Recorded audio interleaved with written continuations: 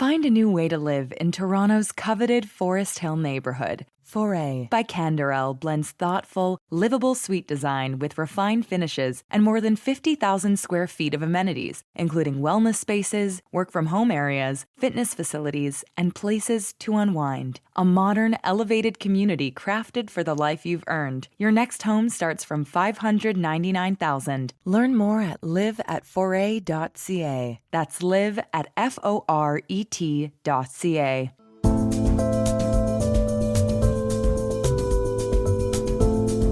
The Canadian government's ads to fill out the new 2026 census seem to be everywhere. The census has begun. Check your mail and complete it online today. But for Canada's Jewish community, the census isn't just a form. It's key to how funding gets decided, how schools plan, and how a changing community understands itself. And these days, that tone is decidedly more about making sure we're supported by government, we're told, at a time when anti-Semitism is rising at an alarming pace.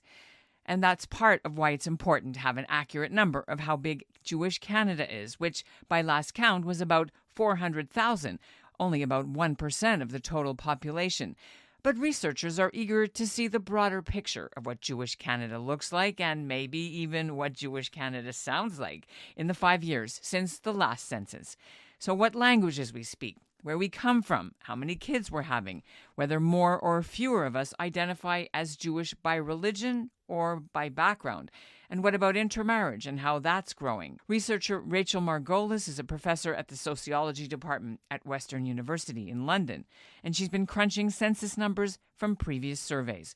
Her latest work tracks the fertility rates of Jewish Canadians, but she's also looking at how the community is aging, where we're choosing to live, the influx of Jewish immigrants, and the jump in intermarried and interfaith couples, and what that means for Jewish education planners. The number of Jewish children in Canada is very stable and growing a tiny bit. So, day schools don't have to worry that they're losing in population, they're losing potential students.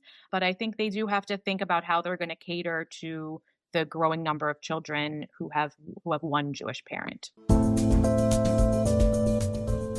I'm Ellen Besner, and this is what Jewish Canada sounds like for Wednesday, May 6th, 2026.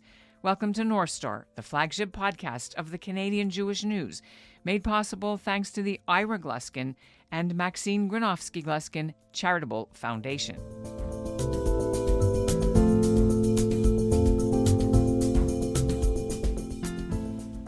Now, I've heard from some people they're admittedly a bit leery of sharing private information with the federal government, especially with Jews remaining the top target of religious-based hate crimes since October 7th.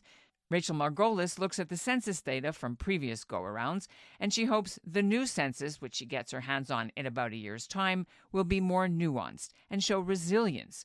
While affordability still remains a big challenge for young Jews, and choosing to live outside the three main Jewish centers make it more likely Jews won't find Jewish partners to marry, she expects the census will show that most Jewish people aren't fleeing the country because of anti-Semitism, and that we continue to have among the highest fertility rates of all religious groups. Rachel Margolis joins me now from London. Welcome to the Canadian Jewish News' North Star podcast. Thanks for having me, Ellen. We have to look at it through the Jewish lens, of course, and why this is important for people who want to know about the makeup of Canada's Jewish community. So just briefly, as a demographer, a sociologist, why do you want everyone to fill that out and not throw it in? It's actually mandatory, but whatever. It is mandatory. The census is mandatory. You have to fill it out, just like you have to fill out the labor force survey, according to the Statistics Act. So everyone has to fill out their census, but you really want to fill it out because it's so important for us understanding all the dynamics of the Jewish community in Canada and how they're changing.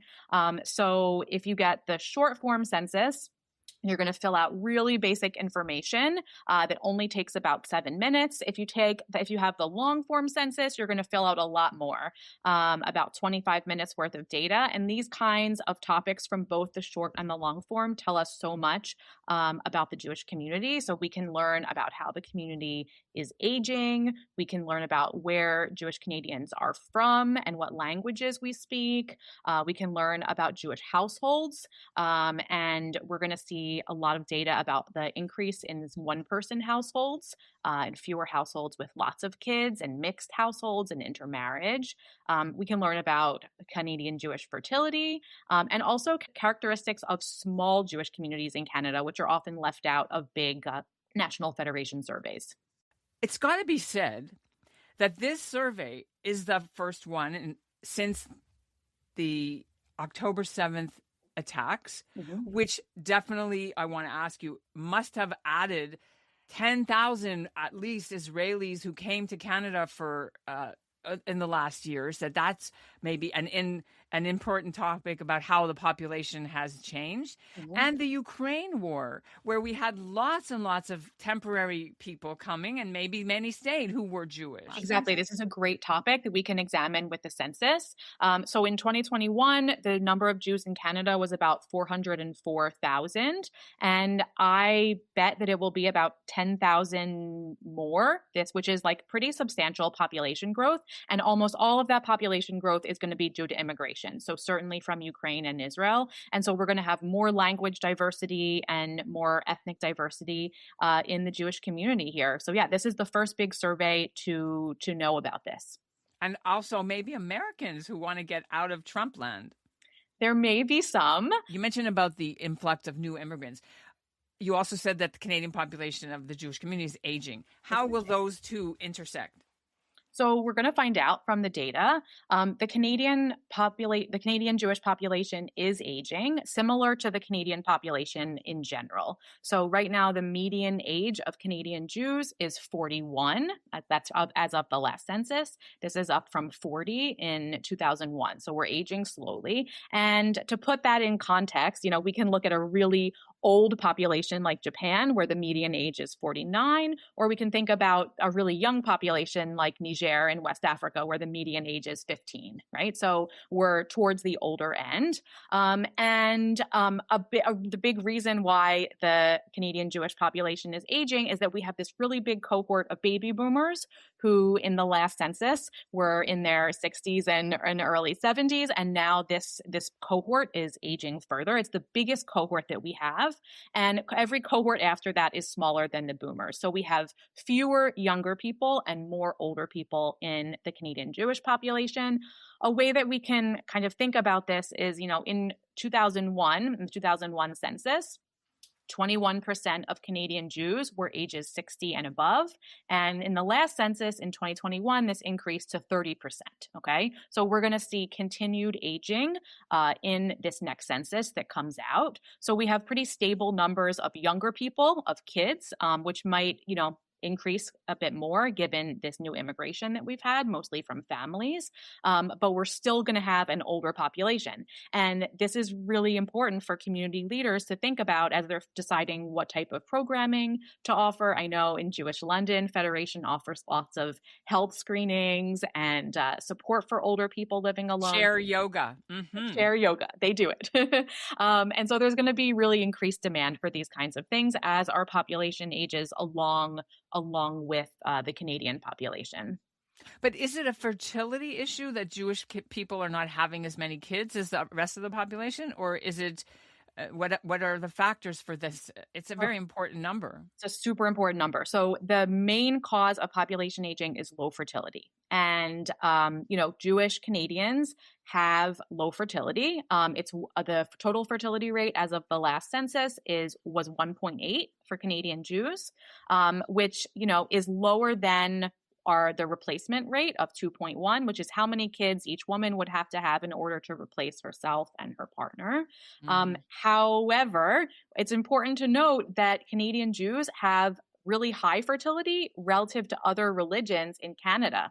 So actually, Jews and Muslims have the highest fertility in Canada, about 1.8, and all other religions have lower fertility. So Canada's overall fertility rate now is 1.25. So Jews are having quite a bit higher fertility than the rest of the population on average, really bringing up the fertility of Canada. But still, because the cohorts are smaller than the older cohorts, our population Yeah, is it's a still drop in aging. the bucket. It's still aging, yeah. No pun intended. But in terms of like the Hasidic community or the Haredi community, I should say, they have 8 kids, they have 5 kids, they have 10 kids. So how does that at all help?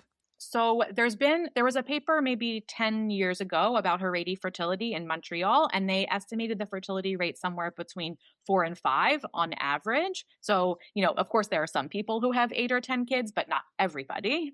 And this is something that we can't really get at through the Canadian census. We have to figure out other methods, but we do know that Wait, did they not fill it out? Is that why?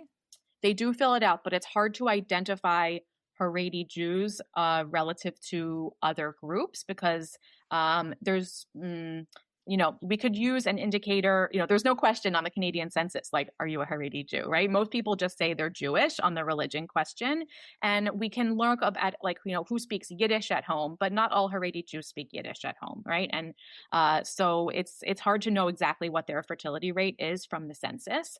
What we do know is that there are Jewish Canadians who say that they have no religion, but they have Jewish ethnic origins, and they have very low fertility, like the lowest of any group, like less than 1, super, super low fertility. And Canadian Jews who say that they have Jewish religion have much higher fertility, around 1.8. I want to unpack that. I know that it's been the frustration beyond frustration of demographers like yourself and sociologists about how these questions are provided on the census, because it's hard to get an actual scientific number of how many Jews there are. Yes. Because of the way the questions are posed. Yes. Okay. So we can only identify Jewish Canadians through the long form census. On the short form census, there's no question about religion or ethnicity. If you're lucky enough to be the 25% of Canadians that get the long form census, you want to look out for 2 questions. The first question is number 23, and it's a question that asks, what are the ethnic and cultural origins of this person's ancestors? And you're going to fill it in for every person who lives in the household. So ancestors are people from whom you're descended, grandparents, great-grandparents, and you can specify as many as you want. So you can say that you're Jewish and Canadian. You can say you're Jewish, Israeli, Moroccan, and French. You can say you're Jewish and Polish, whatever you want. And that's the first question. The second question is a question about religion. So for each person in the household, what is this person's religion? And you can only say one religion, okay? Or you can specify no religion. So how you answer these questions affects how we count Canadian Jews. So basically, we count you as Canadian Jews for everyone who identifies as Jewish religion, and also people who identify with no religion, but they say they have Jewish ethnic origins. So it's really important that you know about both of these questions. In the 2016 census, they didn't include Jewish as an example of what the answer to ethnic origins might be. And so many fewer Canadian Jews put Jewish ethnic origins, and we ended up undercounting Canadian Jews by about 50%. So it's important. It was a blip. It was a blip. It was a blip. It was an accident. And so it's important to look for both of these and to answer the questions as best you feel characterize how you feel about your identity. How can we understand what percentage of people in Canada who are Jewish are religious Jews as opposed to secular or Jews only by, as you said, ethnic origin, but they don't practice? And how has that changed? What are the numbers? So of the, 404,000 Canadian Jews in the 2021 census, 83% of them say they have Jewish religion, and 17% say they have no religion, but they identify as having Jewish ethnic origins. This is an increase from 20 years before, where only 11% of Jewish Canadians said they had no religion but Jewish ethnic origin. So there's a bigger proportion of the Jewish community in Canada that does not identify on the census with Jewish religion. But, this is also not a religion survey. So we don't know how religious, how observant anyone is from this survey. It's just about whether you are reporting Jewish religion or not. So in simpler terms, we can't know if they feel less Jewish and are more assimilated. We can't know that for sure. But, the increase from 11% to 17% over 20 years and more people saying that they have no religion but they have Jewish in their background. These also could be people who come from mixed families, right? Someone who has a Catholic father and a Jewish mother, right? And they don't identify with a religion. The other thing to note is that this can also change over time. How people feel about religion and answer their census might change over time. So we don't know for sure exactly, but we can infer that there is a substantial number of people, and these people might be unaffiliated. They might be less interested in Jewish community events, but they are noting that they have Jewish ancestry. Can you talk a bit about the intermarriage situation? Because that's always a measure of how strongly identified with the Jewish faith the population is. And we always sort of compare to the Pew study in the States. It's like, oh, they're so much more intermarried than us. So one of the things that we can look at in the census is the characteristics of everyone in the household. Okay. And we can look at households where there's a couple and look at the characteristics of that couple. So in 2001, in the Canadian census, in households that had a couple where at least one person was Jewish, 6 in 10 were both Jewish. And this decreased at the national level to half in 2021. Okay. So of all households with at least one Jewish person, half in all of Canada are both Jewish and half are intermarriages. These numbers vary a lot by where you are in Canada. So work that Bob Brim and Rhonda Lenton have done, which I think they talked with you on the podcast about, they find that when you live in a community with lots and lots of Jews, you're more likely to be married to a Jewish person, which is not surprising. In London, where I live, where the Jewish community is much smaller, there are far more intermarried couples. So in 2021, just over a quarter, 28% of households with a couple have 2 Jewish people, and all the rest are intermarried. So 3/4 of the Jews in London who are not the university students because they leave, but the actual permanent residents. The permanent residents, exactly. Mm-hmm. So this varies a lot across Canada, and part of it is that people choose where they live, okay, and people choose a partner. So if marrying someone who's Jewish is really important to you, you might not live in London in your 20s and you might not live in none of it. You might choose to live in Toronto or Montreal, right? So one of the things that I've been doing with the Canadian census is to look at households where everyone is Jewish compared to households where only some people are Jewish. And there's so much that we can learn. And one of the things that we see in the national data and in the London data is that there's increasing number of Jewish children who are living in households that are mixed. And, these census data can be really useful for Jewish community leaders in thinking about how to reach out to that part of the community. Jewish Federation could have events for mixed families. Day schools can think about how they want to cater to those families, because I think they have really different needs than families and households that are all Jewish. But it's also a problem that we noticed in the last census, that smaller Jewish communities are growing, and Toronto was not, because of the price of housing. People couldn't afford the schools or the housing where they could in Calgary or what have you, and people were moving out.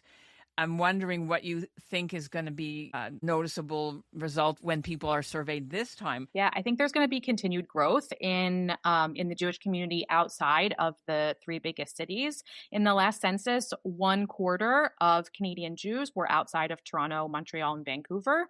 And that's over 100,000 people, right?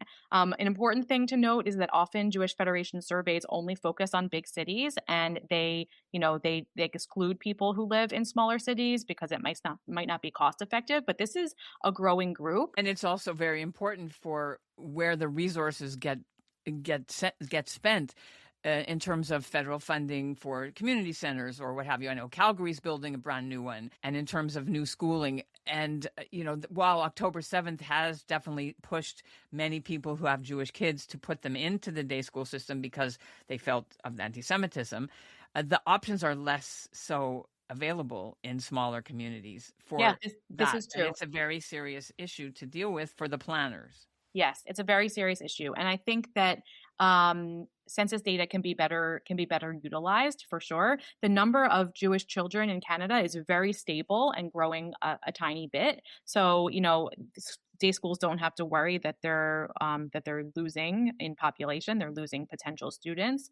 But I think they do have to think about how they're going to cater to the growing number of children who have one Jewish parent. And this is a big challenge. The London Jewish Day School just changed their marketing to focus on academic excellence as well as Jewish education to really try and expand the number of kids. So it's a great day school. If people are looking to leave Toronto, Montreal, or Vancouver, they should think about London.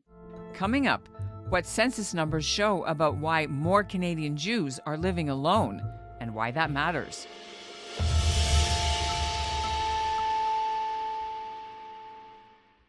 This is new news, new data. Tell us what the change is so that we understand it clearly.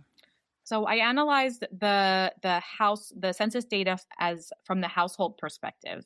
And when you look at households where there's at least one Jewish person, and you look at their religion and the ethnic background of the people who are part of the couple, we see a decline in the percentage of couples where both people are Jewish at the national level and also at my local level. At the national level, from 2001 to 2021, it declined from 60% of couples being both Jewish to 50%. In London, it declined from 38% to 28%. And this includes non-marital couples and married couples, and it includes couples of all ages. So it could be, older couples, or it could be couples with young children in the household. Jewish Canadians are living in smaller households than in the past, more diverse households, and there are more people living alone, substantially more people living alone.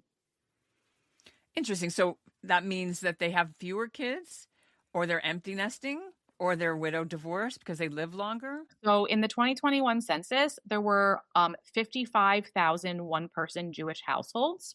Okay. And so of, 400,000 Jews, that's a lot. That's 1 in 8, more than 1 in 8.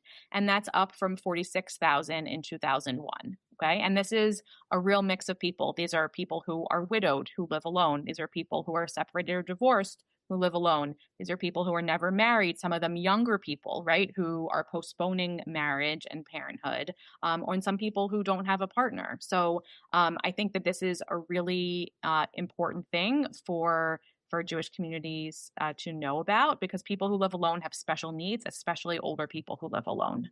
So we're going to need more Jewish elder care, Jewish seniors residences, things like that. Exactly, visiting the sick. Do you think that it's going to show people moving away because Canada is no longer safe? Some people are doing this Plan B thing. Some people are doing the Plan B thing. The number of Canadians that have made Aliyah to Israel since October 7th is positive, but it's slow. It's small. It's very small. So I know you've done some stories highlighting some of these people, and their reasons are strong for moving.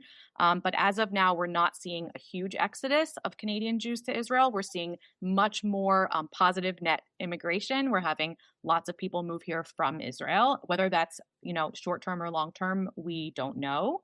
But I do anticipate seeing some growth in the Canadian Jewish community, which is so important because we need resources for security. We need resources for our community. It's really important to get counted. This is coming out in Jewish Heritage Month. We're all sort of focused on the negative things, but what hopeful things can you see? We need something good from the census that you have and from your numbers. I think there are some really hopeful things. So one of the things that we have learned from the most recent census is that Jews are the most highly educated, large religious group in Canada. So according to my estimates, of all religious groups who are like 40,000 people and above in Canada, 59% of Jewish Canadians who are 25 and above have a university degree or higher. So I think that's really good news. Another piece of good news is that we have a lot of language diversity among Jewish Canadians. So in the last census, there were more than 80,000 Jews who speak Hebrew at home, more than 20,000 who speak Yiddish at home, which is sort of a mix of, older Holocaust survivors and Haredi Jews. And so both the short and long form census have questions about what languages are spoken in the home, and you can list multiple languages. So I think that we're going to see a lot more language diversity in this census as we see some more Jews from Latin America moving to Canada. I think that's pretty positive. I think we can also take something positive from the fact that Canadian Jews have relatively high fertility in Canada compared to other religious groups. And this is, usually people with high education and lots of income and exciting jobs have lower fertility, but the Jewish community has higher fertility than every other group except for Muslims who have comparable fertility. And so I think that this says a lot about how Jewish people are hopeful and really have a lot of meaning that they lend to family. And I think that's a really positive demographic message. Okay, I'm going to ask this anyway because our listeners have always said, Jews don't matter in the voting. We're a small group. The politicians have forgotten about us. They only care about the Muslim vote or the South Asian vote, and we don't matter. So Muslims and Jews have the same fertility rate in Canada, both about 1.8. However, the growth of the two groups is completely different. So the Jewish, group of Jewish Canadians is increasing by a tiny amount, relative to all other groups. And actually each census were a slightly lower proportion of the overall population because Canada's population is growing much faster than the population of Jewish Canadians.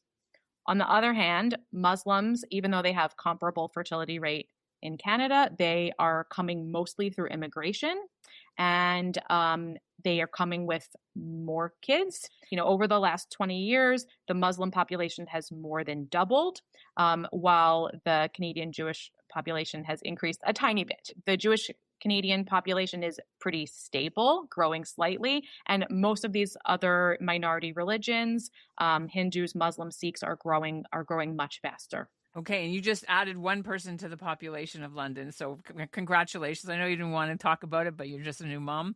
Again, I don't know how many. Is that number 3? There you go. You're like doubling the national average, right? Thanks for being with us on the CJN's North Star podcast. And that's what Jewish Canada sounded like for this episode of North Star, made possible thanks to Ira Gluskin and Maxine Granovsky-Gluskin's charitable foundation. We've put the links in our show notes to our previous census stories from a few years ago, which shows the Jewish populations across Canada that saw growth everywhere except Toronto. Do you get the long-form census? Why don't you write to us and tell us your experience filling it in? We're at info@thecjn.ca. Our show is produced by Zachary Judah Kaufman and Izzy Helenschild. She's just joined the team this week. Welcome aboard. Michael Freeman is the executive producer, and Alicia Richler is our editorial director. And thanks for listening.